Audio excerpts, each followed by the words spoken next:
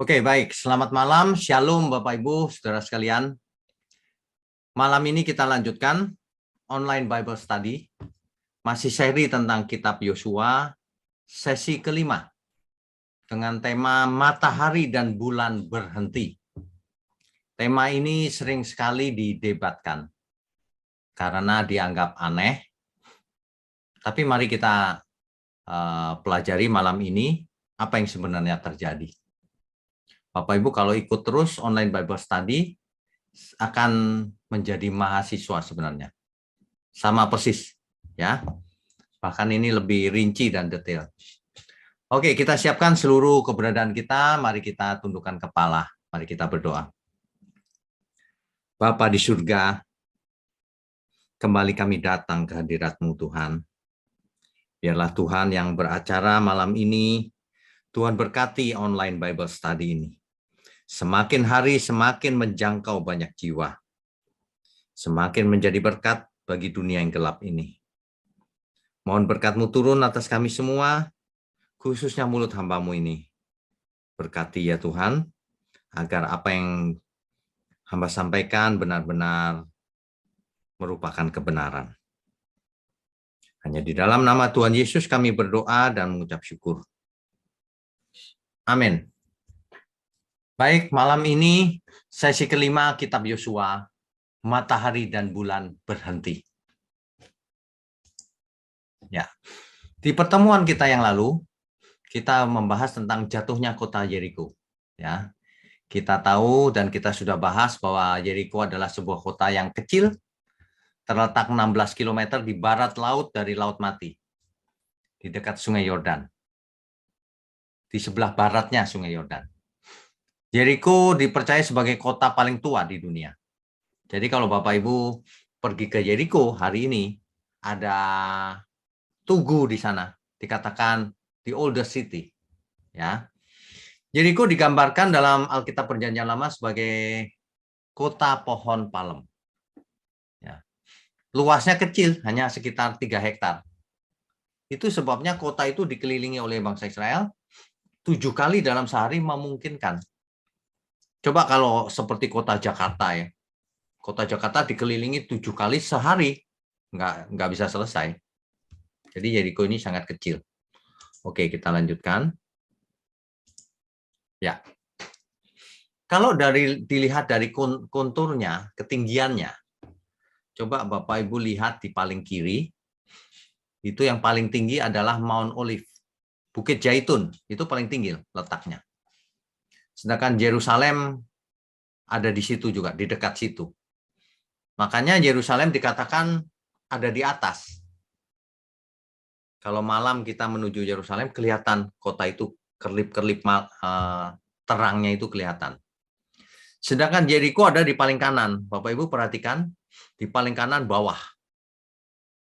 Bahkan Yeriko ada di bawah laut ininya, ketinggiannya. Minus 720 feet di bawah air laut. Jadi sangat rendah kotanya. Ya. Oke, kita lanjutkan. Ini adalah kota Yeriko zaman dulu. Ini gambarnya. Jadi temboknya ada 2 lapis. Tembok paling luar dan tembok yang kedua di dalam itu. Kalau Bapak Ibu ingat cerita tentang Rahab, Rahab rumahnya antara 2 tembok ini. Sehingga 2 mata-mata Israel itu bisa diturunkan langsung keluar tembok. Tembok yang paling luar. Ya. Nah, hari ini dia lokasinya. Ini adalah lokasi Yeriko, sudah tidak ada, sudah berupa lapangan. Kalau direkonstruksi begini, perhatikan layar Bapak Ibu. Nah, ini kota Yeriko-nya. Sebelumnya ini.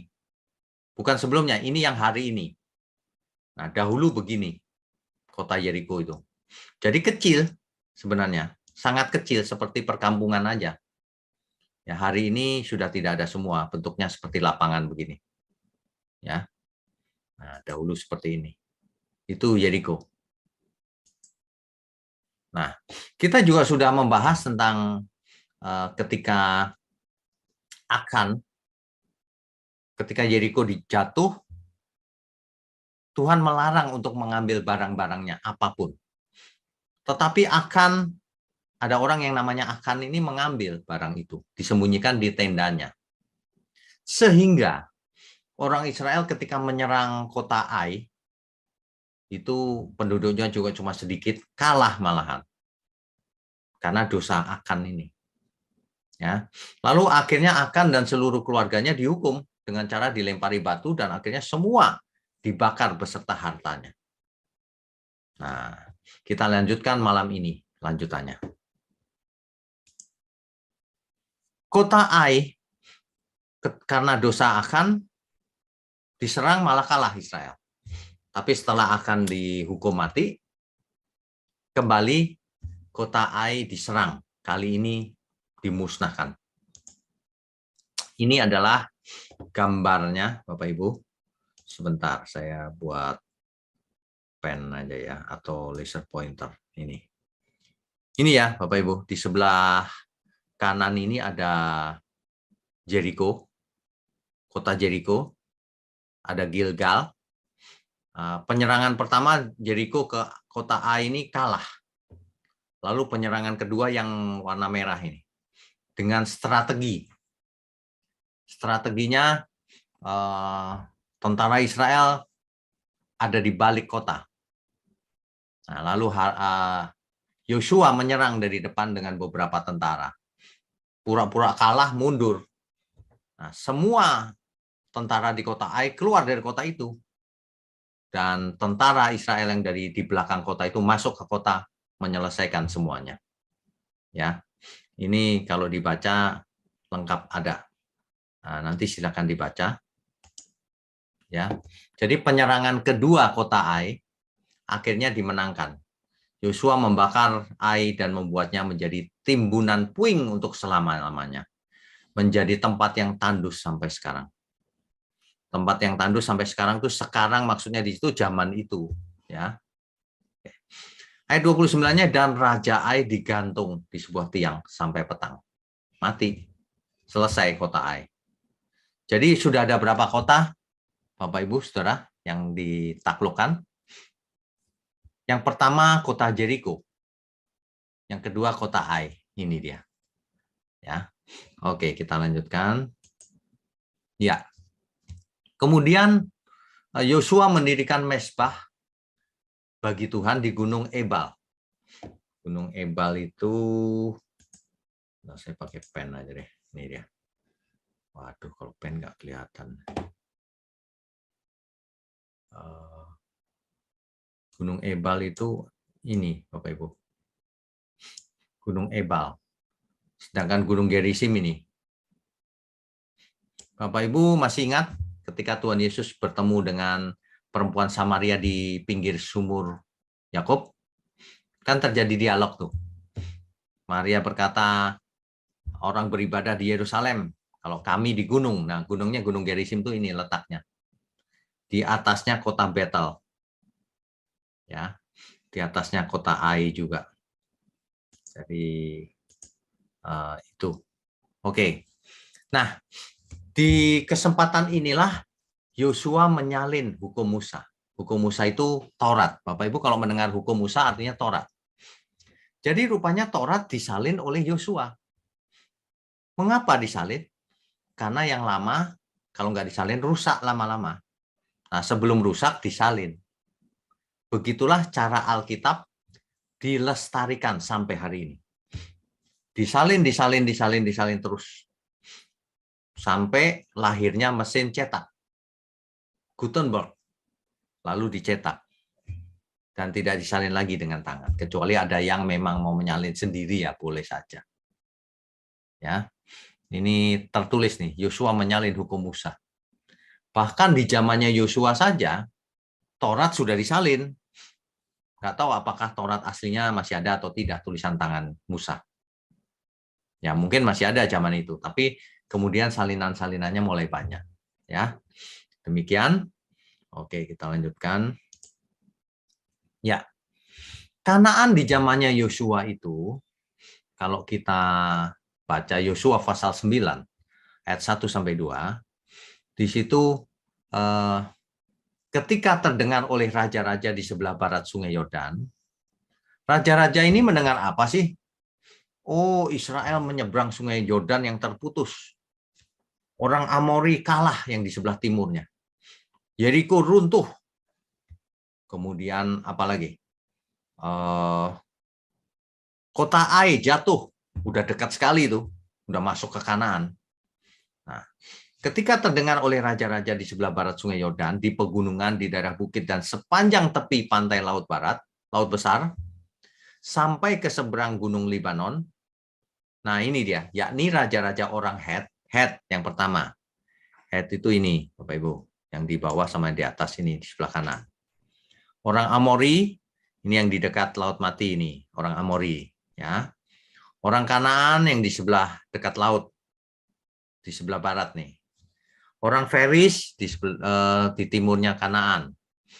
Orang Hewi itu di sebelah kanannya lagi. Dan orang Yebus, ini petanya di sebelah kanan nih, Bapak Ibu. Jadi orang Kanaan itu terdiri dari banyak kaum, ya.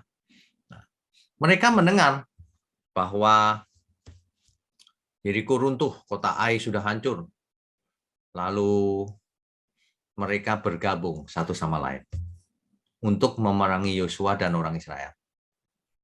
Kelima raja ini bergabung untuk bersama-sama menyerbu Israel. Karena Israel bahaya nih, sudah sampai semua kalah lagi gitu, ya. Oke, kita lanjutkan. Nah, ada yang namanya Gibeon. Ada satu kota namanya Gibeon. Orang-orangnya besar, perkasa.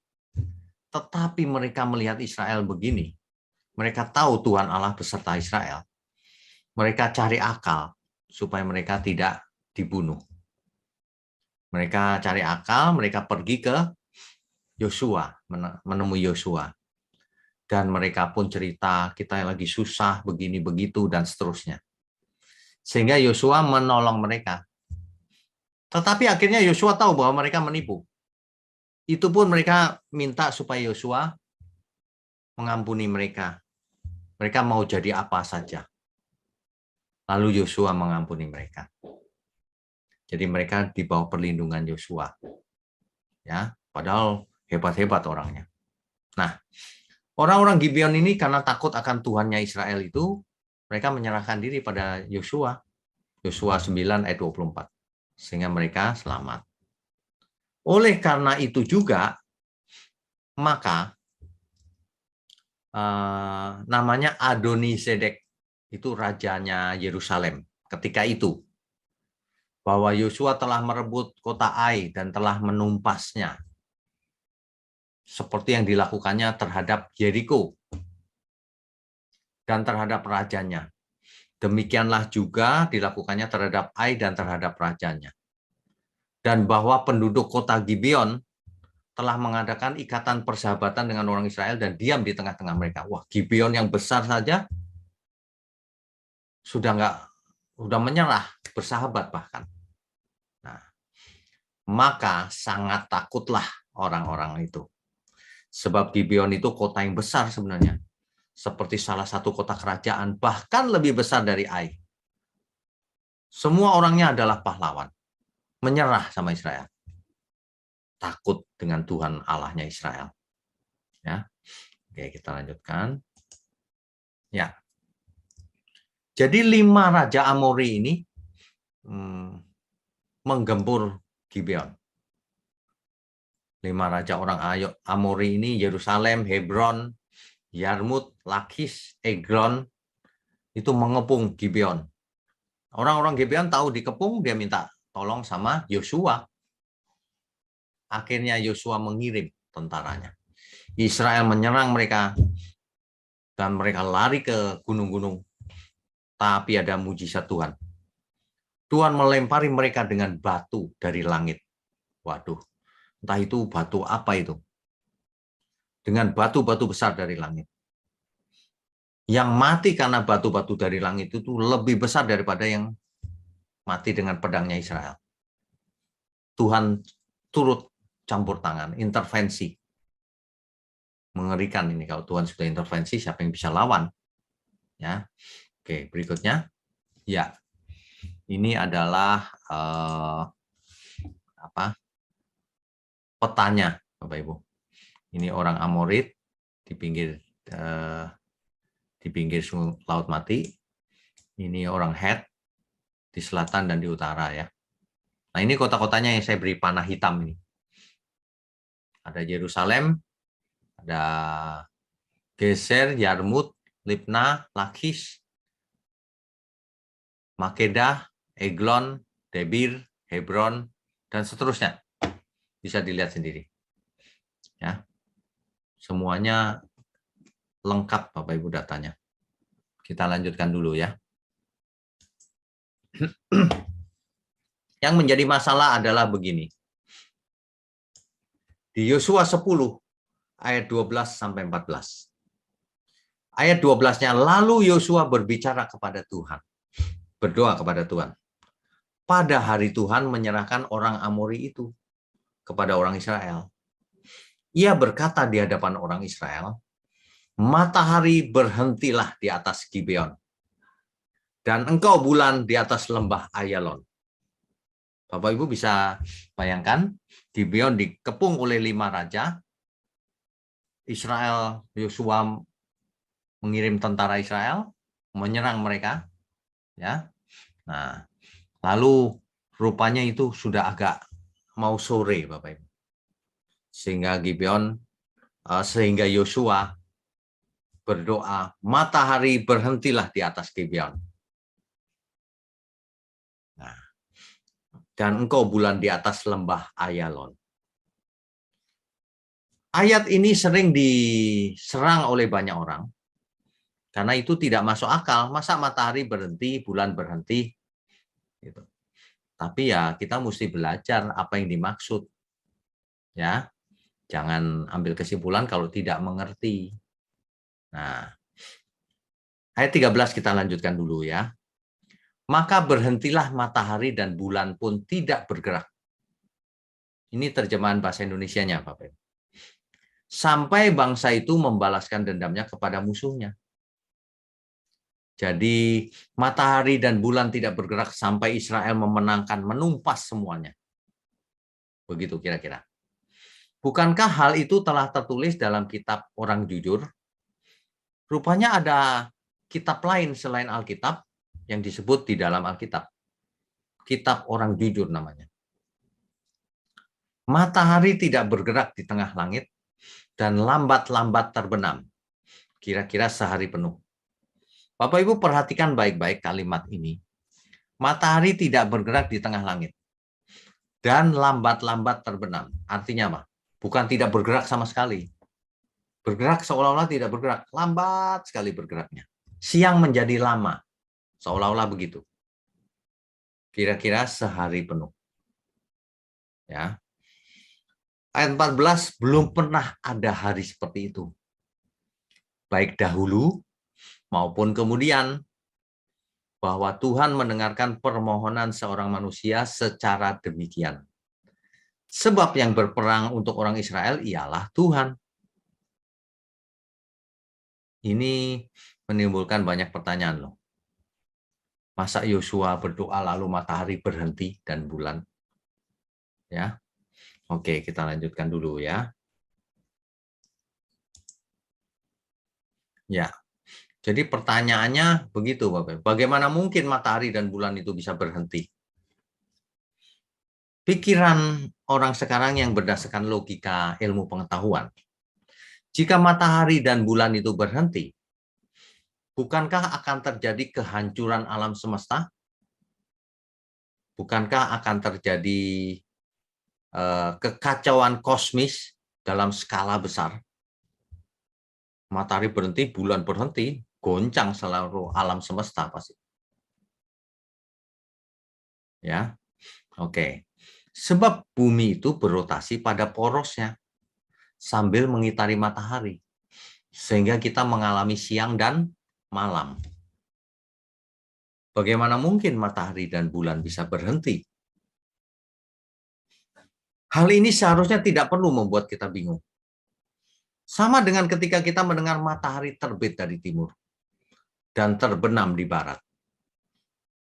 Coba diartikan literal atau harafiah.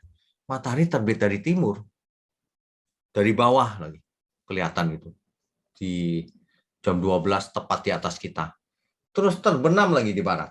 Kok matahari bisa terbenam di tanah ya kelihatannya? Begitu.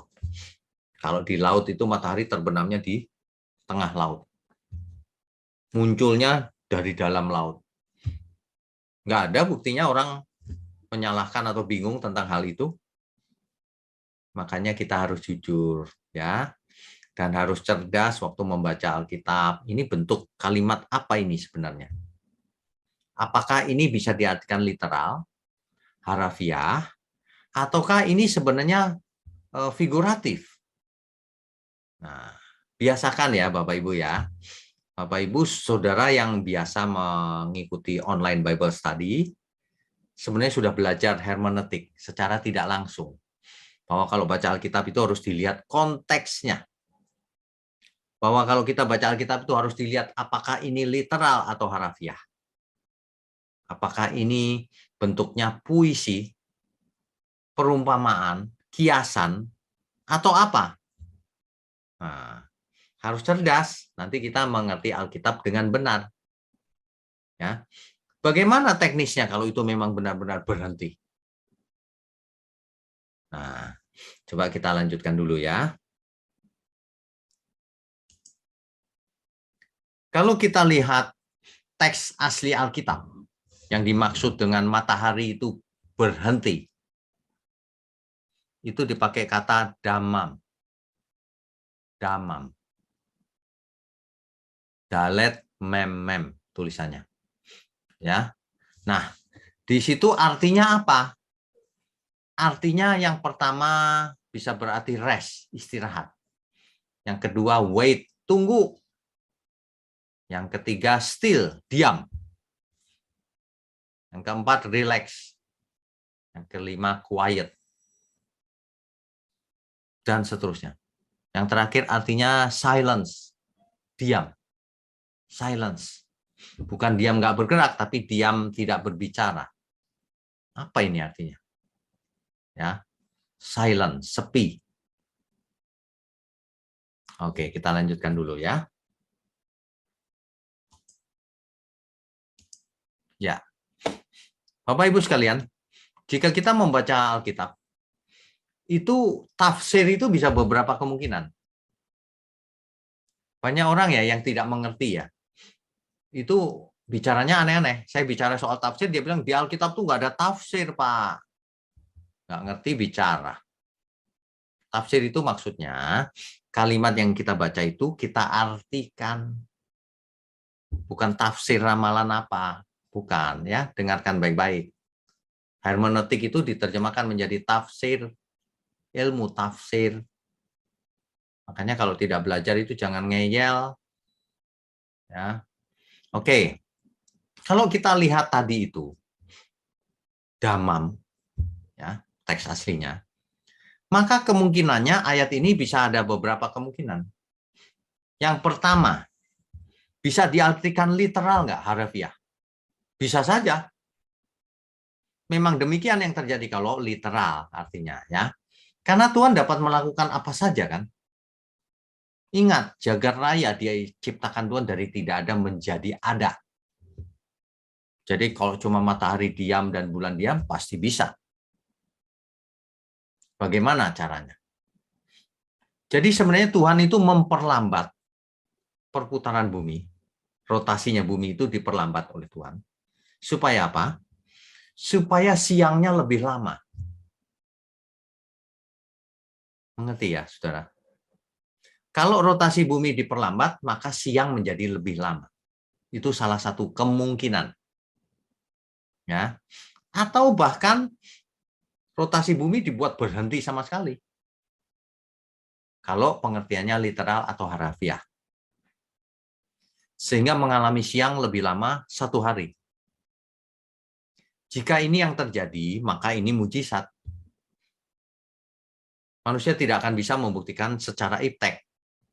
Kalau pakai akal budi, nggak mungkin. Ya sama saja kalau ditanya, Mungkin nggak manusia bangkit? Ilmu kedokteran suruh pikir. Nggak mungkin kan? Manusia nggak bisa. Mungkin nggak berjalan di atas air? Nggak mungkin. Tapi mungkin ternyata. Mungkin nggak yang buta sejak lahir melihat? Tidak mungkin. Tapi itulah yang dilakukan Tuhan. Jadi Tuhan bisa nggak membuat matahari berhenti dan bulan berhenti tanpa membuat kekacauan kosmis, tanpa terjadi gempa langit dan sebagainya? Bisa nggak? Ya tentu saja bisa, Tuhan yang ciptakan. Ya, kalau ini yang terjadi, seandainya ini yang terjadi, ada saja itu pihak-pihak yang mengklaim bahwa dengan komputernya NASA itu dihitung mundur, ternyata komputernya error, katanya hang. Kenapa? Karena tidak cocok. Ada satu hari kok kemana ini harinya hilang nih. Lalu ada orang yang mengartikan itu hari Yosua, satu hari hilang karena peristiwa ini. Itu klaim-klaim itu nggak bertanggung jawab itu. Nggak ada buktinya sampai hari ini.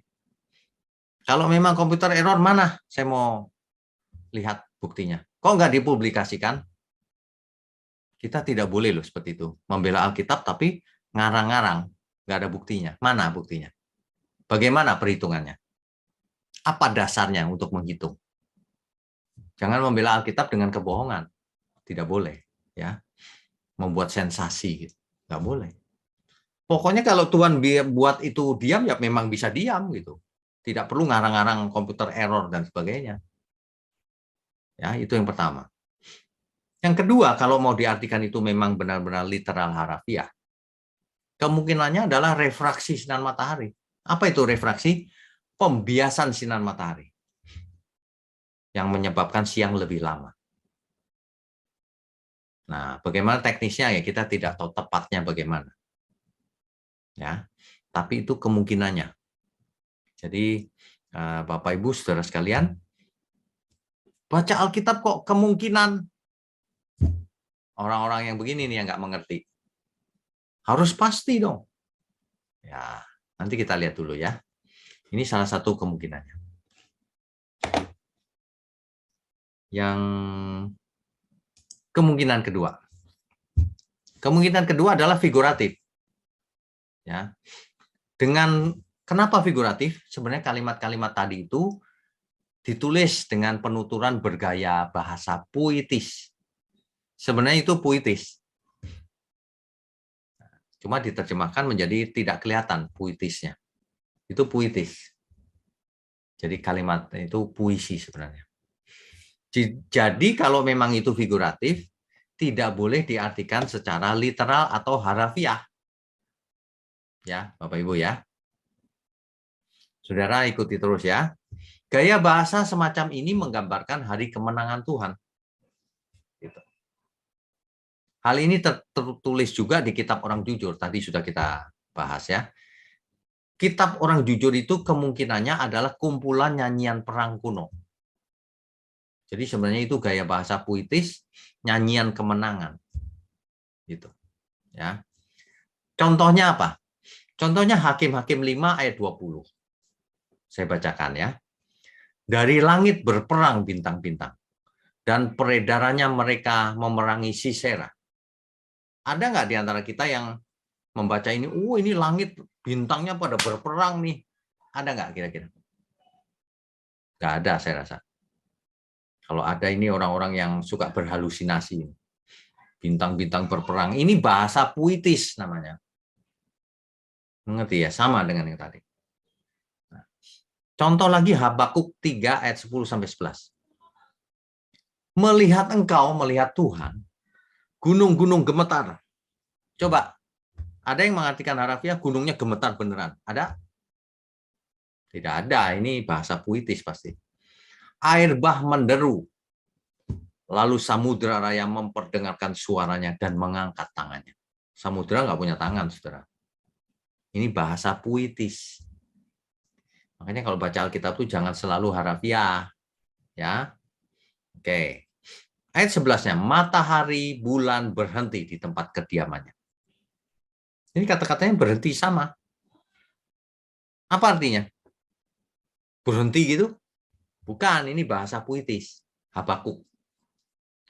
Karena cahaya anak-anak panahmu yang melayang laju, karena kilauan tombakmu yang berkilat. Ini bahasa puitis, saudara. Ya, matahari bulan berhenti di tempat kediamannya. Emangnya punya kediaman, punya rumah. Jelas ya semua ya, amin ya. Jadi kita harus mindset itu dibuka.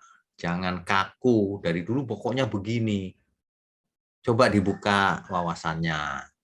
Nanti pasti lebih mengerti kalau baca Alkitab. Ya. Kalau di YouTube itu kan banyak yang komentar aneh-aneh, ya kan?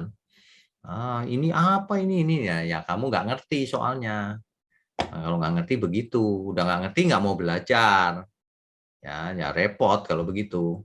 Yang rugi bukan saya, yang rugi kau sendiri kalau nggak mau belajar. Ya, diajarin nggak mau belajar. Oke, kita lanjutkan ya. Kemungkinan ketiga, rupanya damam itu artinya silence. Bisa berarti ini figuratif yang artinya ketika itu matahari berhenti berfungsi. Berhenti bersinar. Apa itu? Gerhana matahari. Ini salah satu artinya, meskipun ini mungkin kemungkinannya kecil ya yang ini ya. Kok kayaknya nggak begitu ya. Kalau gerhana matahari kan gelap. Sedangkan Yosua minta perpanjangan siang itu supaya menumpas musuhnya. Jadi lebih cocok bukan yang ini sih. Yang literal atau yang figuratif yang tadi bisa-bisa saja. Ya. Kita tidak bisa pastikan. Tapi kalau ada orang yang pilih literal, Pak, Tuhan bisa buat segalanya. Ya, silakan. Ada yang bilang itu figuratif, Pak, bahasa puitis. Maksudnya itu nyanyian kemenangan. Ya, boleh juga, terserah. Ya, jangan yang satu menyesat-nyesatkan yang lain menyesat-nyesatkan yang satu. Banyak orang seperti itu. Kalau beda pendapat menyesat-nyesatkan, terus membuli, tidak sopan, tidak punya etika, sudah tua nggak punya etika, punya gelar teologi lagi nggak punya etika. Tuhan pasti tidak berkenan atas hidupmu. Ya, ingat ada Tuhan. Apapun yang kita lakukan, lakukan untuk kemuliaan Tuhan. Baik menulis di internet, baik bicara, itu yang memberkati. Ya, jangan kaku jadi orang. Oke, kita lanjutkan ya.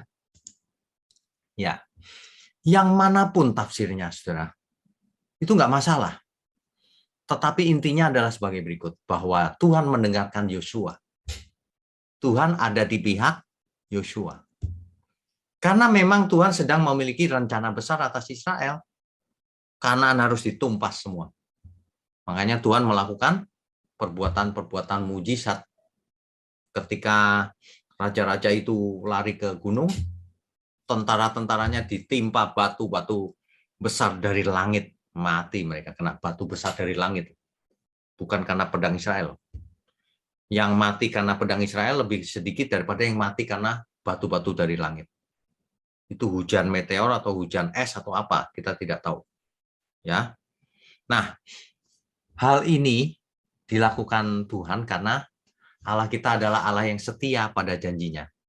Janji pada siapa? Pada Abraham, ya, pada nenek moyang Israel. Pada Abraham, bahwa negeri itu akan dijadikan negerinya Israel. Umat Tuhan. Dan melalui umat Israel, keselamatan akan dinikmati oleh seluruh kaum di muka bumi. Melalui Tuhan Yesus Kristus. Amin ya semua ya. Oke, kita lanjutkan. Saudara, Rabu depan kita akan melanjutkan kisahnya Kanaan takluk. Apakah seluruh Kanaan takluk? Nanti kita akan lihat Rabu depan. Rabu depan itu Kanaan takluk, kemudian satu sesi lagi, sesi ke-7, kesimpulan dari kitab Yosua. Kita akan lanjutkan terus. Saudara. Kita akan menelusuri Alkitab, kitab demi kitab, sambil membahasnya secara sistematika teologi, secara alkitabiah. Jadi tidak berhenti pada kitab itu atau bahkan ayat itu. Kita bahas tuntas setiap topik. Ya. Oke, pastikan saudara mengikuti terus, karena kalau tidak, yang rugi saudara sendiri. Oke, kita lanjutkan dulu. Jadi, kita sudah belajar bagaimana Israel masuk ke Kanaan, mulai dengan berkemah di Gilgal. Dari situlah Israel berangkat untuk menaklukkan Yeriko. Tuhan turut campur merobohkan temboknya Yeriko. Dari Yeriko lalu menyerang ke Ai, kalah karena ada yang berbuat dosa, curang. Akan namanya. Kemudian akan dihukum, diserang lagi Ai sekali lagi. Kali ini Ai ditumpas habis. Setelah itu 5 raja orang Amori semua bergabung ingin menghancurkan Israel. Mereka mengepung Gibeon, kota Gibeon. Lalu orang Gibeon minta tolong Yosua. Tentara Israel menyerang, habislah mereka. Nah, di atas Gibeon terjadi banyak mujizat. Orang-orang lari ke gunung ditimpa oleh batu-batu besar dari langit. Ya, itu. Nah, sedangkan Gibeon yang besar-besar orangnya, kotanya juga kota besar, malah bersahabat akhirnya menyerahkan diri kepada Israel. Makanya Israel membela Gibeon dan 5 raja itu semuanya dikalahkan. Akhirnya musnah mereka, ditaklukkan. Penaklukan ini akan kita lanjutkan Rabu depan. Ya, sampai di sini kita belajar bahwa kalau Tuhan punya janji, Tuhan pasti tepati. Karena Ia Allah yang setia. Kalau kita tetap setia, Tuhan juga setia. Kalau kita percaya penuh, kita pasti menang. Apalagi zaman sekarang. Bukan zaman perjanjian lama lagi. Zaman sekarang roh Allah yang Maha Tinggi ada dalam diri kita. Menyertai kita selalu. Jadi tidak ada lagi yang kita takutkan lagi. Ya, perang kita sekarang bukan perang fisik. Seperti zamannya perjanjian lama. Menaklukkan Kanaan. Bukan. Perang kita saat ini adalah memerangi diri sendiri. Yang natur dosanya masih ada. Itulah perang yang sesungguhnya. Peperangan rohani yang sebenarnya. Itu bukan pakai kendaraan keliling kota, kecerot-kecerot minyak, usir setan sana-sini. Bukan itu. Sebab setan diusir percuma. Setan diusir di perempatan, dia pindah perempatan lain. Diusir, dia pindah kota lain. Gak hilang-hilang. Padahal kejahatan itu ada di pikiran manusianya. Yang tidak mau taat sama Tuhan. Yang masih jahat. Terhadap orang lain jahat. Itu peperangan yang sebenarnya. Tuhan berkata, kalau engkau tidak melepaskan diri dari segala milikmu, tak dapat jadi muridku. Itu sebenarnya. Natur dosa memang ada dalam daging kita. Tapi kita harus berkuasa atasnya. Harus. Jadi peperangan rohani yang sebenarnya adalah bagaimana kita menang dalam perlombaan yang diwajibkan. Yaitu mematikan kedagingan kita. Yaitu menyalibkan manusia lama kita. Tujuan kita bukan Kanaan di bumi. Tujuan kita adalah Kanaan di surga. Jadi perjuangannya beda, bukan fisik. Batinnya. Amin, saudara. Baik, kita lanjutkan dengan diskusi dan tanya-jawab seperti biasa. Co-host, silakan. Ya, baik. Terima kasih Pak Wignyo atas pemberitaan firman yang sangat memberkati kita semua. Selanjutnya kita akan lanjutkan dengan sesi tanya-jawab. Bagi Bapak Ibu yang ingin bertanya, silakan aktifkan kamera dan nyalakan icon raise hand-nya. Yang pertama ada Bapak Budi Santoso. Silakan Pak Budi. Ya, shalom Pak Wignyo. Shalom, silakan Pak Budi. Ya, tadi yang dimaksud dengan bangsa Ai itu apakah Ayalon itu? Karena kan matahari, dibilang matahari di atas Gibeon dan bulan di Ayalon gitu. Maksudnya Ayalon ini Ayalon itu suatu daerah ya, tepatnya mesti dilihat di peta nih. Tapi artinya suatu daerah.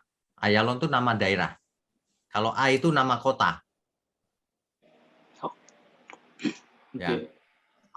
Kalau gitu ya mungkin beneran figuratif sih kayaknya ya. Karena Ya. kalau matahari di situ, bulan di situ kan gerhana jadinya. Sama di Ya kota itu betul. juga. Betul. Masa matahari di situ terus bulan di dekat situ, ya kan? Bulan di Iya, baliknya bumi harusnya. oke. Kemungkinan besar itu memang figuratif. Ya, ya makasih. Oke, Tuhan berkati. Berikutnya. Oke, selanjutnya ada Bapak Payaman Sinambela. Silakan Bapak Payaman. Shalom, terima kasih Pak. Shalom. Kalau tadi ada 3 kemungkinan Ya. analisanya tentang matahari dan bulan berhenti. Ya. Kemudian kalau kita hubungkan dengan kemenangan yang oleh Gibeon karena bantuan Israel, dari 3 kemungkinan itu dihubungkan dengan kemenangan yang dicapai, kemungkinan mana yang paling mungkin, Pak? Kemungkinan mana yang paling mungkin lah? Baik. Ini tergantung kitanya ya Pak. Kalau saya pribadi itu sepertinya figuratif Pak. Lebih cocok figuratif. Artinya itu nyanyian kemenangan. Jadi itu bukan kalimat yang diartikan, bulannya berhenti banget. Benar-benar berhenti. Bukan. Ini nyanyian kemenangan. Jadi figuratif. Tapi kalau ada orang yang ngotot, enggak Pak, Tuhan bisa buat berhenti. Oh ya memang bisa. Saya nggak mau ngotot dengan orang yang nggak setuju, ya nggak apa-apa, ya oke lah berhenti, gitu aja. Toh pengertian ini tidak menambah iman, tidak mengurangi iman. Jadi begitu. Tapi kalau saya lebih suka itu figuratif. Itu nyanyian kemenangan. Gitu. Karena apa? Karena Tuhan biasanya tidak pernah membuat suatu, meskipun Tuhan bisa, tidak pernah melanggar hukum alam yang begitu besar. Gitu. Misalnya, gunung pindah beneran. Tuhan nggak berbuat itu. Nanti kalau gunung pindah, penduduknya mati semua dong, jatuh. Nah, gitu. Begitu, Pak. Jadi berarti saya tangkap dengan tanda kutip, berarti kalau kita hubungkan dengan faktor gravitasi, sebetulnya lebih condong figuratif, Pak ya? Figuratif.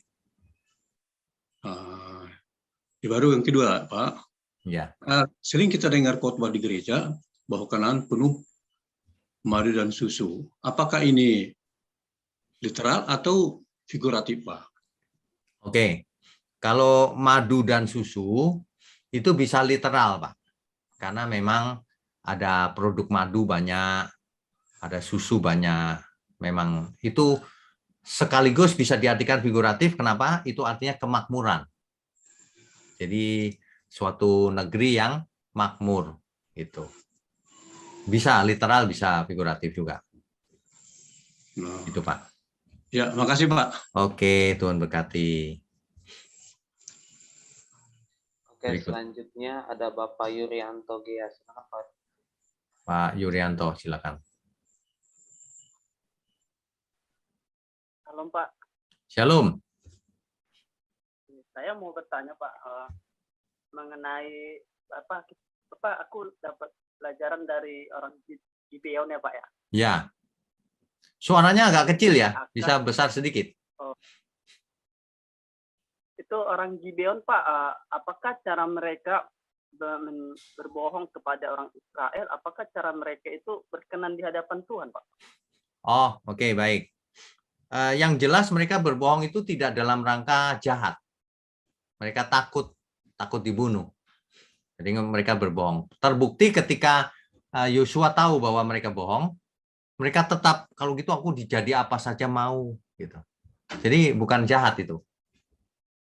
Itu ditolerir. nggak masalah. Ya, oke. Terima kasih, Pak. Ya, Tuhan berkati. Berikutnya. Selanjutnya ada Bapak Perjuangan Lubis. Silakan Pak Perjuangan. Silakan Bapak. Halo Mbak Pendeta. Shalom. Makasih Pak. Saya senang boleh berjumpa kembali pada hari ini. Pak, iya, Saya senang juga Pak. iya. Saya mau minta konfirmasi aja Pak. Ya. Ya, terkait perjalanan bangsa Israel ini, ya kan? Oh, mereka harus menghadapi berbagai peperangan. Ya, konfirmasi Pak, apakah ini ada keterkaitan dengan Injil yang pertama itu Pak? Ya kan, Injil pertama baik. itu kan ada permusuhan antara keturunan perempuan dan keturunan ular itu. Baik. Ya, Pak. Ya, bolehkah kita katakan bahwa Israel merupakan keturunan perempuan dan musuh-musuhnya itu yang ada di tanah kanan itu adalah keturunan ular itu, Pak. Terima kasih, Pak. Oke, baik. Kalau saya tidak berpikir begitu, saya berpikirnya begini. Seluruh kitab Perjanjian Lama itu dalam rangka penggenapan Kejadian 3 ayat 15. Seluruhnya. Jadi Israel itu ada dalam rangka penggenapan itu. Saya tidak memandang Kanaan sebagai keturunan ular itu, tidak. Jadi nanti keturunan si ular itu si setan itu maksudnya gitu. Jadi Israel itu ada supaya nanti juru selamat lahir dari Israel. Sesuai dengan janji Allah kepada Abraham. Gitu. Nah, terbukti di kayu salib bahwa keturunan si ular mematok tumit dari keturunan perempuan itu. Nah, artinya Yesus disalib, menderita disalib.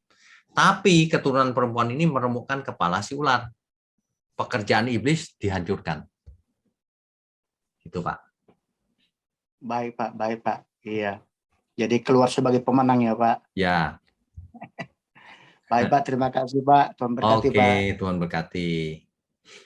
Berikutnya. Ya, oke. Berikutnya ada Ibu Lina. Silakan Bu Lina. Bu Lina, silakan. Ya, terima kasih, Pak. Ini Pak mau nanya aja tentang akal orang Gibeon ini. Oh, ya. Iya. Kan Yosua ini ya sampai ketipu ya maksudnya ya. Padahal kan orang-orang Gibeon kan bukan orang yang percaya sama Tuhan ya, Pak. Ya, tapi dia takut mendengar sepak terjangnya Israel. Mereka takut, Bu. Ya, lalu bagaimana, Bu? Halo? Ya, dengar, Bu. Dengar. Halo? Ya. Iya, maaf Pak. Ini ada yang... Iya. Ya. Jadi maksud saya gini Pak, berarti bisa ya Pak orang-orang, maksudnya orang yang takut Tuhan, orang yang maksudnya dekat dengan Tuhan pun kadang-kadang kita bisa ketipu juga ya Pak, berarti ya Pak? Oh ya, bisa saja, Bu. Bisa tertipu, bisa. Dan itu diizinkan Tuhan, nggak masalah. Oh iya Pak. Jadi ya memang kan seringkali kita kan ketipu ya Pak ya sama cara orang berbicara sama kita, dia mengatakan sesuatu yang menurut kita, jadi kita melakukan sesuatu untuk mereka, padahal ternyata ceritanya bohong gitu seperti orang-orang. Ya, bisa saja, bisa saja. Iya. Ya. Oke Pak, terima kasih Pak. Oke, Tuhan berkati. Berikutnya. Selanjutnya ada Ibu Herti Sunloy. Silakan Herti. Ibu Herti ya, silakan. Pak, kalau kita belajar tentang Perjanjian Lama, sering kita melihat bahwa buat Tuhan itu tidak ada yang mustahil, sehingga apa saja yang diminta atau didoakan itu mudah didapatkan. Kalau kita aplikasikan ke dalam kehidupan kita sekarang ini, sepertinya kalau kita juga sudah setia, taat kepada Tuhan, tapi susah sekali untuk kita mudah untuk mendapatkan mujizat. seperti yang dialami oleh Yosua, berdoa dan mujizat itu berlaku. Nah, pertanyaan saya itu bagaimana kita punya sikap, cara kita sebagai orang Kristen yang sudah taat, yang sudah setia, bagaimana cara kita untuk mudah bisa mendapatkan mujizat seperti yang dialami oleh Joshua. Oke, Terima baik. kasih. Baik. Yang pertama, kita harus hidup kudus, tak bercacat, tak bercela. Nah, yang kedua, kalau kita sudah hidup kudus, tak bercacat, tak bercela dalam segala hal, mengalami mujizat atau tidak menjadi tidak penting lagi. Karena Tuhan berkenan dalam hidup kita. Itu, Bu. Nah, kalau saya mengalami mujizat beberapa kali. Tapi kalau seandainya Bapak Ibu saudara sekalian nggak ngalami, nggak masalah. Asal Tuhan berkenan atas hidup kita. Nah, saya sarankan Ibu Herti mendengar khotbah saya hari Minggu di GSKI Peak, Bu. Itu kan soal mujizat. Mujizat masih ada tanda tanya itu. Nanti Ibu akan mendapatkan gambaran tentang mujizat yang utuh. Bahwa kita itu nggak usah menunggu mujizat terjadi. Kitalah pembuat mujizat itu. Nah, nanti didengarkan, Bu. Itu lengkap tuh, ya. Iya. Oke. Tuhan berkati. Ya, baik. Terima kasih, Bapak. Ya, Tuhan berkati. Berikutnya. Oke, selanjutnya ada Ibu Linda Siangnya. Silakan Ibu Linda. Silakan, Bu Linda. Ya, terima kasih. Pak Witnyo mau tanya nih, sehubungan dengan tadi Gideon yang berbohong itu bisa ditolerir ya? Ya. Kalau di dalam kehidupan kita sehari-hari, Pak, kita kan sering istilah berbohong kebetulan. Atau daripada kita menyakiti hati orang, lebih bagus kita berbohong. Itu bagaimana tuh, Pak? Aduh, ini dia. Gini, Bu. Setiap apapun yang kita lakukan harus menyenangkan Tuhan, bukan? Semuanya harus untuk Tuhan. Setuju ya? Oke. Kalau kita punya dua pilihan, ini cuma misal ya, kan kejadian bisa banyak di dunia ini. Misalnya kita punya pilihan nih, Bu. Yang pertama kita bohong, tapi orang selamat. Yang kedua, kita jujur, tapi orang jadi mati. Pilih yang mana, Bu? Ya, pilih orang yang selamat, Pak. Saya Pasti. bohong aja. Makanya, yang utama itu kasih, Bu. Bukan berarti lalu bohong boleh nih kalau gitu. Bukan itu. Kalau seandainya pilihannya cuma dua, yang mana yang terbaik untuk Tuhan, itulah yang kita pilih. Mengerti maksudnya? Saya pernah dengar gini loh, Pak Witnyo, dari pendeta juga ya, bilang tidak bisa katanya, bohong tetap bohong, karena kita kan tidak boleh bersaksi dusta gitu, Pak. Bersaksi dusta itu beda. Bersaksi dusta itu dalam rangka kejahatan. Bohong untuk kejahatan. Bohongin orang, tidak jujur, itu kejahatan itu. Kalau kejahatan tidak boleh. Saya sedang tidak bicara bohong itu boleh loh ya, bukan. Kalau kita kepepet dengan dua pilihan. Gini deh, saya kasih ilustrasinya deh, Bu. Ada orang yang lari dari kejauhan. Minta tolong. Lalu ada seorang pertapa di situ. Dia lewat. Begitu melihat sang pertapa ini, orang itu minta tolong. Tolong ya, Pak. Bapak kan orang baik. Sembunyikan saya di pohon ini ya. Bapak ini lagi pertapa di pohon. Lalu disembunyikanlah orang itu. Iya, saya orang baik. Yuk, saya sembunyikan. Nah. Lalu yang segerombolan orang yang mengejar dia datang. Loh, ada pertapa. Orang baik nih, pasti jujur. Bapak lihat nggak orang yang tadi lari-lari itu? Sang pertapa, karena orang baik nggak boleh dusta kan, nggak boleh bohong. Ada ini, di atas saya nih, lagi bersembunyi. Keroyok, matilah itu. Coba, yang mana yang benar? Ini orang ini jahat artinya. Dia jujur tapi jahat. Mencelakakan orang lain. Kalau dia tidak mau nolong, mestinya jangan. Saya nggak mau melindungi orang yang nggak jelas. Kamu lari aja terus. Mestinya begitu. Jangan ditampung tapi lalu jujur. Mati dong dia. Nah, itu artinya membunuh secara tidak langsung. Makanya ada kasus-kasus tertentu. Saya nggak bicara bohong boleh loh ya, jangan dipelintir ya. Bohong tidak boleh. Karena bohong itu jahat. Nah, ini kan bukan kejahatan yang ini, yang saya bicarakan. Gibeon bohong karena ketakutan dibunuh. Nggak bermaksud jahat. Lalu Yosua tahu itu bohong, tapi Yosua tahu juga ini bukan bohong jahat. Makanya ketika mereka, ya sudah aku dijadikan apa saja, hambamu boleh deh. Ya oke, nggak apa-apa. Kalau jahat dibunuh pasti. Enggak, itu bukan bohong yang jahat. Ya. Kalau seandainya Pak Wigno di dalam kehidupan sehari-hari deh ya, Ya. Kita harus berbohong terhadap teman, tapi dengan tujuan kita tidak menyakitin hati dia atau tidak agar dia tidak menjadi marah gitu loh. Saya bilang gini misalnya ya Pak, mau ada teman lain yang menceritakan kejelekan dia kepada saya gitu ya.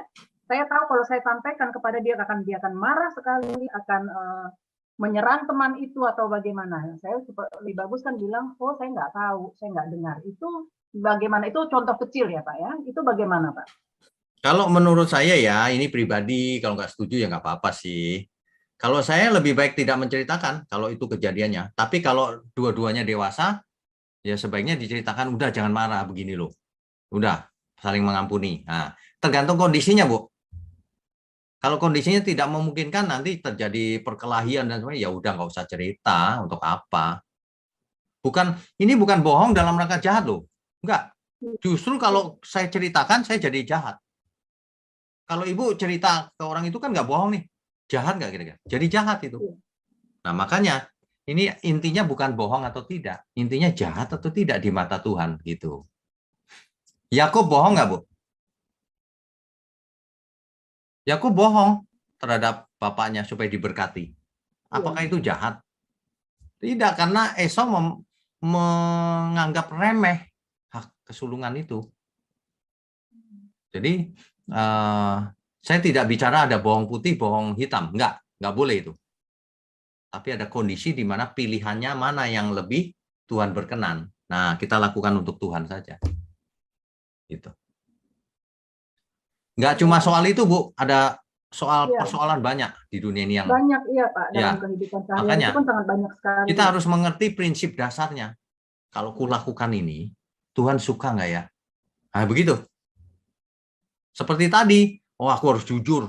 Ngomong apa terus berantem. Tuhan suka begitu? Enggak, pasti. Itu kira-kira begitu, Bu. Terima kasih Pak Wigno. Tuhan berkati. Di dunia ini memang banyak persoalan yang rumit akhirnya. Nah, kalau yang itu harus digali perlahan-lahan, konseling, datanya diperlengkapi, baru kita bisa mengambil kesimpulan gitu. Ya, tidak boleh dijadikan rumus ya, Bapak Ibu. Nanti bilang Pak Wigno bilang boleh bohong. Wah, enggak, bukan itu masalahnya. Oke, berikutnya. Oke, selanjutnya ada Ibu Tina Dunlop. Silakan Bu Tina. Pak Wigno, shalom. Pak Wigno, saya mau tanya, tapi mudah-mudahan pertanyaan saya nggak konyol ya Pak ya. Ini masalah Tuhan. Ya. Masalah Tuhan, masalah Roh Kudus. Itu saya bingung Pak. Oh, oke. Gini Bu. Gini. Dalam waktu yang singkat, saya mau berikan Ibu begini aja. Jangan dengarkan penjelasan yang rumit-rumit, Bu. Ibu bayangkan Tuhan Yesus waktu dibaptis. Ada suara dari surga. Inilah anak yang kukasihi, kepadanya aku berkenan. Betul? Ya. Itu adalah Allah Bapa.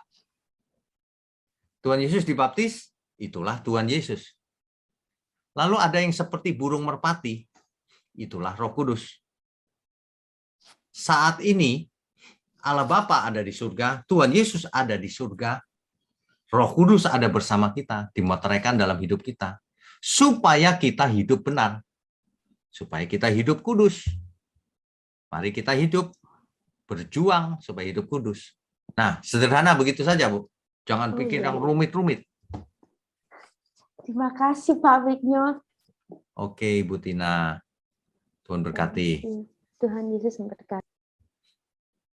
Ya, berikutnya. Oke, selanjutnya ada Bapak Andi Steven. Silakan Pak Andi. Ya, selamat malam Pak Wigno. Malam. Malam ini saya ada 2 pertanyaan. Ya, yang pertama mengenai dosanya Akan. Ya. Dosanya Akan itu kan tidak boleh disuruh tidak boleh mengambil sama sekali hasil jarahan, tapi Betul. dia ngambil. Ya. Saya mau nanyakan implikasi atau refleksi untuk kehidupan kita sekarang ini seperti apa Pak contohnya? Oke, ini pertanyaan bagus sekali ini. Jadi begini, perintah Tuhan dilanggar oleh Akan secara sengaja. Padahal ini lagi genting suasana, lagi serius perang.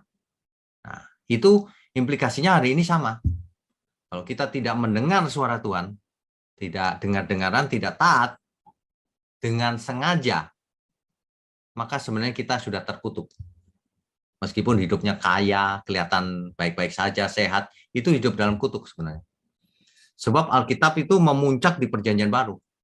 Perjanjian Baru berkata begini, barang siapa tidak mengasihi Tuhan, dia terkutuk. Sederhana. Nggak mengasihi Tuhan itu apa? Tidak melakukan kehendak Tuhan. Gitu. Jelas ya mungkin ya? Oke. Oke, yang kedua, Pak. Yang kedua, saya mau menanyakan mengenai Joshua. Ya. Joshua ini kan istilahnya dia dalam memasuki tanah Kanaan di setiap pertempuran notabene sukses semua, Pak. Itu karena Tuhan menyertai. Nah, saya mau tanyakan implikasinya terhadap kehidupan kita saat ini itu seperti apa? Oke, baik. Penyertaan Tuhan, apakah kita ini harus selalu berada di dalam visinya Tuhan? Nah, itu yang realnya seperti apa gitu, Pak? Oke, baik. Jadi Yosua ini tidak selalu menang. Ketika akan berbuat dosa kalah Israel. Nah, kembali lagi harus hidup kudus baru menang lagi, gitu ya. Nah, kenapa Yosua menang? Tuhan beri pembelaan. Yang pertama, yang kedua, mereka tetap harus berperang, Pak. Perhatikan, Israel perang, tetap harus perang. Nah, implikasinya hari ini adalah kita sekarang sudah disertai Roh Kudus, Roh Allah yang mati dalam diri kita. Kitalah yang harus perang sekarang. Karena Allah turut bekerja dalam segala hal untuk mendatangkan kebaikan. Bukan buat semua orang, hanya bagi yang mengasihi Dia. Nah, Roma 8 ayat 28. Jadi kita harus perang nih. Roh Kudus sudah siap kok. Kita harus mau dipimpinnya. Memberikan diri dipimpin. Sama seperti dulu Israel, Yosua, Tuhan berfirman, jangan takut, yang kokoh, maju. Akan kuberikan kota itu kepadamu. Nah, sama. Jangan takut, kita maju. Hidup kudus, tak bercacat, tak bercelah. Tinggalkan dunia. Kerja yang benar untuk Tuhan. Lakukan segalanya untuk Tuhan. Nah, nanti pasti menang.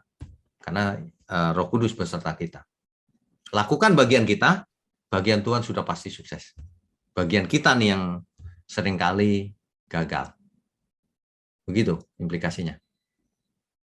Ya, karena istilah kata-kata berperang ini untuk sekarang ini banyak diartikan meleset kemana-mana gitu. Iya, betul. Peperangan rohani, keliling, cerot-cerot minyak, doa di perempatan, ngusir-ngusir setan. Bukan.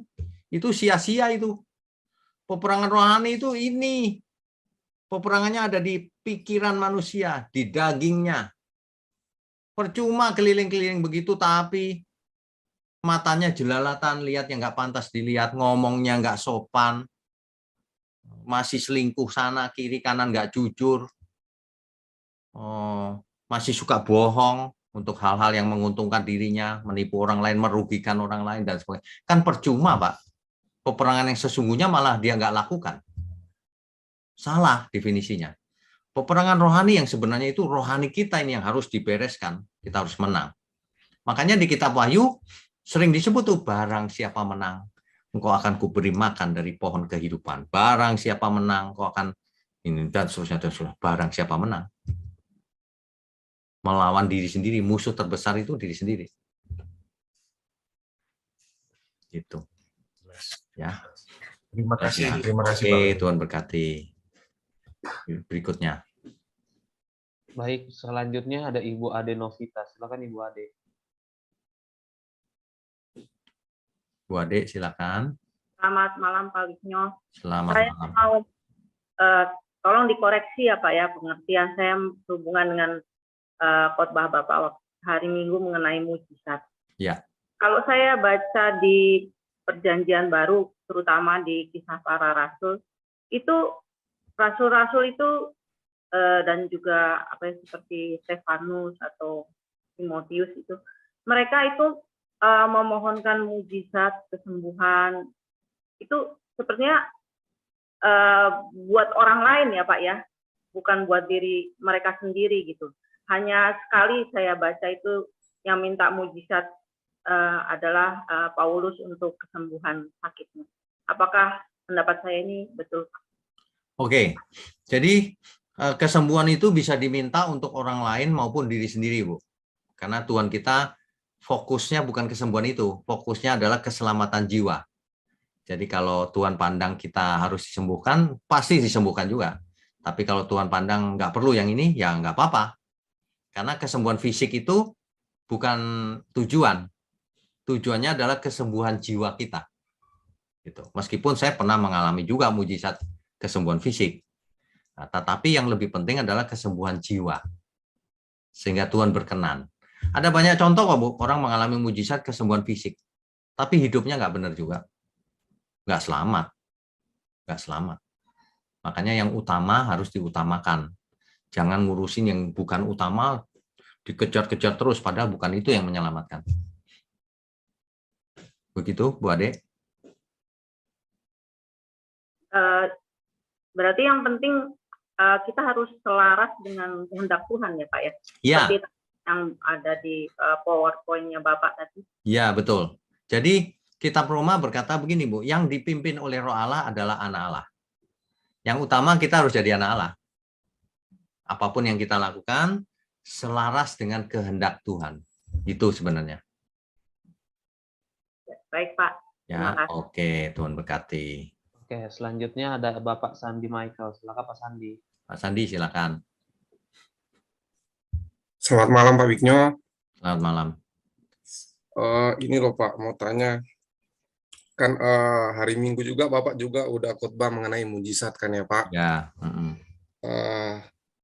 Ini saya dapat pertanyaan gitu loh Pak. Ya. Selama ini kan iman itu digunakan untuk supaya dapat mujizat. Ya. Iya kan Pak? Selama Ya. ini orang gunakan, kamu kalau beriman ya minta apa aja dapat mujizat ya kan Pak? Ya. Tapi kalau kita pelajari ternyata dulunya mujizat itu dipakai Tuhan dalam rangka rencana Tuhan gitu loh. Betul. Bukan karena percayanya orang Israel gitu. Betul. Terus di Perjanjian Baru Tuhan Yesus datang pun sebenarnya dalam rangka menunjukkan tanda-tanda bahwa dia adalah Mesias yang mereka tunggu-tunggu. Benar nggak itu Pak ya? Betul. Kenapa sekarang iman digunakan untuk supaya dapat mujizat ya Pak? Oke, ini pertanyaan bagus nih. Sebenarnya ini sudah saya khotbahkan tentang iman ya. Iman itu mula-mula orang senang disembuhkan nih. Lalu datang kepada Tuhan Yesus. Supaya apa? Supaya tokonya laris, diberkati. Nah, itu mula-mula. Ya. Tapi dengan berjalannya waktu harus makin dewasa. Iman itu bukan untukku. Iman itu justru aku untuk Tuhan. Iman itu justru menyerahkan diri, bukan aku klaim janjinya, aku pengen rumah mewah, pengen ini, pengen itu. Kok malah pengen? Nah, kalau orang banyak keinginan itu bukan orang beriman itu namanya. Jadi iman jadi diartikan salah. Seolah-olah kalau punya iman kita boleh minta apa saja diberi. Salah. Itu iman anak kecil, itu kanak-kanak. Nanti makin dewasa nggak dikasih sama Tuhan. Kenapa? Kamu harus kerja keras. Kamu harus berperang. Kita harus matikan manusia lama kita. Itu bedanya orang dewasa sama yang kanak-kanak terus. Makanya banyak orang imannya bonsai. Nggak tumbuh-tumbuh. Nggak berkembang. Karena diarahkannya ke situ. Kalau kamu beriman, apa aja pasti dikasih oleh Tuhan. Gitu. Padahal nggak dikasih ya oleh Tuhan. Emang benar dikasih semua? Enggak. Kalau dikasih semua, manusia jadi rusak sifatnya, karakternya. Besok ujian Tuhan, tolong nanti dibantuin ya biar A. Rusak kalau dibantuin Tuhan. Nggak belajar dia nanti. Ya, nah, memang banyak ajaran yang salah sih. Makanya belajarlah yang benar. Makanya kita buat OBS, bukan mau ngapa-ngapain. Supaya ada dunia yang gelap ini, banyak ajaran salah ini, supaya ada tandingannya. Ini loh, yang benar tuh begini. Gitu. Cuma ya banyak nggak disukai orang, ya nggak apa-apa sih. Kita nggak cari popularitas. Begitu, Pak Sandi? Ya, Pak. Makasih, Pak. Ya, Pak. Ya, Tuhan berkati. Ya. Oke, berikutnya. Oke, selanjutnya ada Bapak Gustiawan Andreas. Silakan Pak Gustiawan. Pak Gius, ya, silakan. Ya, selamat malam, Pak. Selamat malam. Pak, kalau saya sudah mengampuni seseorang yang berbuat kejahatannya itu ya, yang luar biasa, tetapi saya mengingat firman Tuhan harus mengampuni ya Pak ya. Ya. Nah, saya mengampuni dengan setulus-tulus hatinya. Apakah nanti ada pembalasan dari Tuhan, sedangkan saya sudah mengampuni dengan ketulusan dan tidak mau menghukum dia. Oke, baik. Jadi bagian kita itu mengampuni, Pak. Ya. Kita tidak boleh berusaha menghukum atau mudah-mudahan disambar geledek, kamu nggak boleh yang gitu-gitu. Nah, tapi Bapak percayalah, Tuhan itu punya kebijaksanaan yang paling tinggi. Tuhan tahu kapan harus menghukum, kapan harus tidak menghukum. Kita nggak usah ikutan karena hakimnya adalah Tuhan. Gitu. Kalau Tuhan rasa Tuhan akan jatuhkan hukuman, misalnya seseorang itu jahat sehingga mengganggu pekerjaan Tuhan, ya Tuhan pasti jatuhkan pada waktunya. Jangan kita yang mengharapkan hal itu terjadi, nggak boleh. Ya, kan udah mengampuni dengan ketulusan hati ya Pak ya. Ya sudah, bagian Bapak udah Bapak lakukan ya sudah, terserah Udah Tuhan beres, lah. ya? Sisanya iya. Sudah bebas Oke. Pak kita. Ya. Terima kasih Pak Wigno. Oke, Tuhan berkati. Tuhan berkati. Berikutnya. Baik, selanjutnya ada Ibu Van Suryati. Silakan Ibu. Ibu Suryati, ya silakan. Shalom Pak. Shalom. Ini saya mau lalu sudah lama bertanya-tanya saya sendiri soal roh, bahasa roh Pak. Ya.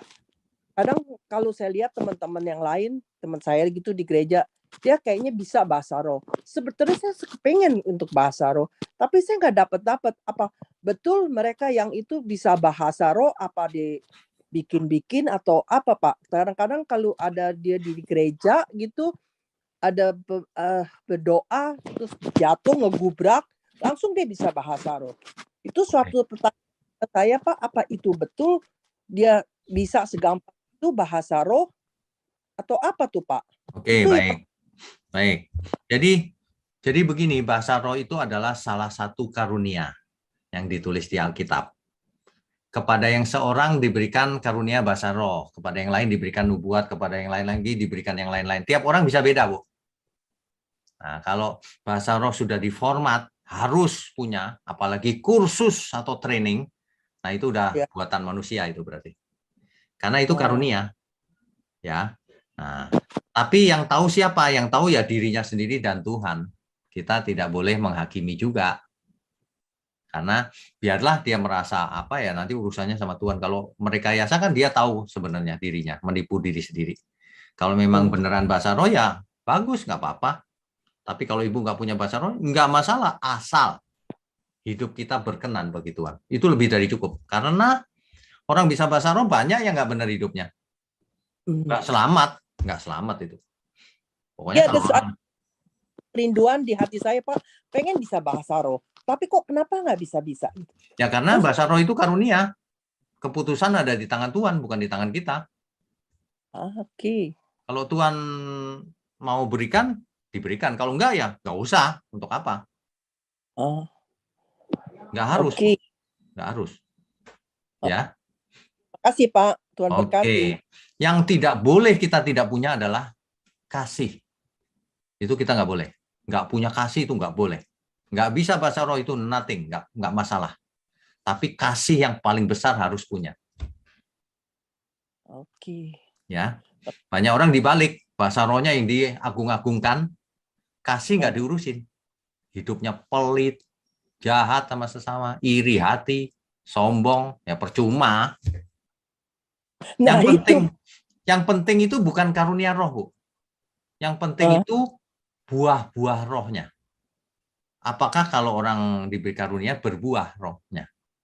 Nah, itu. Ya. Ya. Oke. Oke, berkati. Nah, berkati. Habis? Bapak Andi Steven ingin bertanya. Masih mau tanya lagi? Boleh, silakan. Silakan Pak Andi. Boleh. Ya, mau tanya lagi Pak Wigno. Boleh, silakan. Dalam rangka untuk hidup dalam rencana Tuhan, saya mau tahu apakah apa yang jadi parameter saat ini saya ini sudah hidup dalam rencana Tuhan atau masih belum? Apakah parameternya itu yang seperti Pak Wigno tadi ngomong, mematikan kedagingan, hidup dalam kekudusan, atau ada sesuatu yang sesuatu parameter yang lebih tinggi lagi, Pak? Oke, untuk dikatakan kita ini sudah hidup dalam rencana Tuhan atau belum? Baik, kita tidak boleh merasa sudah hidup dalam rencana Tuhan 100%. Tidak boleh merasa begitu. Kita harus merasa selalu kurang. Supaya apa? Supaya kita haus dan lapar akan kebenaran. Mencari terus sambil melakukannya, sambil praktek. Buat salah, bangun lagi. Praktek lagi, terus begitu sampai kita menutup mata. Jadi mencari kehendak Tuhan itu tidak bisa cari ilham, nggak bisa. Harus belajar firman. Salah satunya caranya ikut OBS yang urut, nanti lengkap kan pengertiannya. Tapi itu baru pengertian. Nah, hidup harus praktek. Praktek itu dengan pikiran, dengan perasaan terutama, dengan hati. Supaya makin hari kita makin berubah, makin lama makin dewasa imannya. Kalau iman makin dewasa beda. Nanti orang akan melihat kamu berubah ya sekarang ya, gitu. Omongannya jadi memberkati, ngomong sederhana saja sudah memberkati, sudah tidak serakah, tidak ingin ini, ingin itu, nggak karuan gitu. Jadi sudah mulai tenang, jiwanya mulai tenang, ya, mengerti kehendak Tuhan. Arahnya ke sana, tapi untuk ke sana ya firman Tuhan harus belajar secara benar dan lengkap. Banyak orang yang tidak belajar firman dengan benar dan lengkap. Bahkan salah ajarannya. Wah, udah deh. Itu ibarat tanaman jadi bonsai. Selamanya begitu. Kan kita lihat ada orang Kristen yang sudah 20 tahun jadi Kristen, sama dari dulu gitu terus. Yang dicari cuma kesembuhan fisik terus. Yang nggak maju-maju akhirnya. Gitu. Karena kan Pak, kita kan kadang-kadang mau evaluasi diri. Ya. Apakah kita ini sekarang ini sudah di track yang benar atau sudah dalam rencana Tuhan seperti kayak Joshua gitu atau ya. Masih belum? Ya. Saya seperti itu sih, Pak. Ya. Jadi kita evaluasi diri itu baik. Apakah aku sekarang sudah dalam rencana Tuhan atau tidak? Cari terus apa yang bisa kulakukan untuk Tuhan. Itu. Harus ngotot, nggak boleh santai-santai, harus ngotot. Saya kalau habis OBS begini ya, langsung edit sendiri supaya cepat besok masuk YouTube. Wah, itu lama itu, ekspornya lama, upload ke YouTube lama sampai jam 12 malam nanti. Baru besok pagi selesai uploadnya. Karena pelan kan internet saya. Gitu. Ya. Oke. Makasih Pak. Tuhan berkati. Yang terakhir. Baik, Bapak Ibu sekalian, tidak terasa ini sudah selesai juga malam ini. Pastikan kita tinggal 2 sesi lagi, kitab Yosua selesai. Setelah itu kita lanjutkan dengan kitab berikutnya. Ya, mari kita tundukkan kepala. Mari kita berdoa. Bapa di surga, terima kasih untuk malam yang penuh kebenaran ini. Kami semua sudah diberkati. Bapa, ajari kami terus dalam kehidupan kami sehari-hari, agar dalam memutuskan sesuatu, agar dalam bertindak, bertingkah laku, agar semuanya kami selalu diingatkan akan firman-Mu. Sehingga kami dari hari ke hari semakin dewasa iman kami. Kami tidak mau punya iman yang tidak bertumbuh, Tuhan. Untuk itu kami akan haus dan lapar akan kebenaran. Kami mau belajar terus sampai selama-lamanya sekuat kami. Mohon berkati online Bible Study dan gerejamu di tempat ini, agar banyak jiwa dimenangkan, banyak jiwa didewasakan imannya. Berkati juga hamba-Mu ini agar sehat dan bisa menyampaikan kebenaran firman-Mu.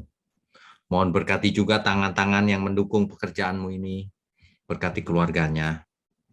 Bapa di surga, kami sudahi pertemuan ini, kami angkat tangan, kami sambut segala berkat, sehat, umur panjang untuk kemuliaan Tuhan. Hanya di dalam nama Tuhan Yesus Kristus kami berdoa dan mengucap syukur. Haleluya. Amin. Saudara sekalian, bicara soal kebenaran, setiap orang merasa benar. Makanya semua kecap dinomor satukan. Ada orang yang mengatakan saya paling benar, ini paling benar, itu paling benar. Mana sebenarnya yang paling benar? Oleh sebab itu, hadiri seminar 7 natur kebenaran dan aplikasinya.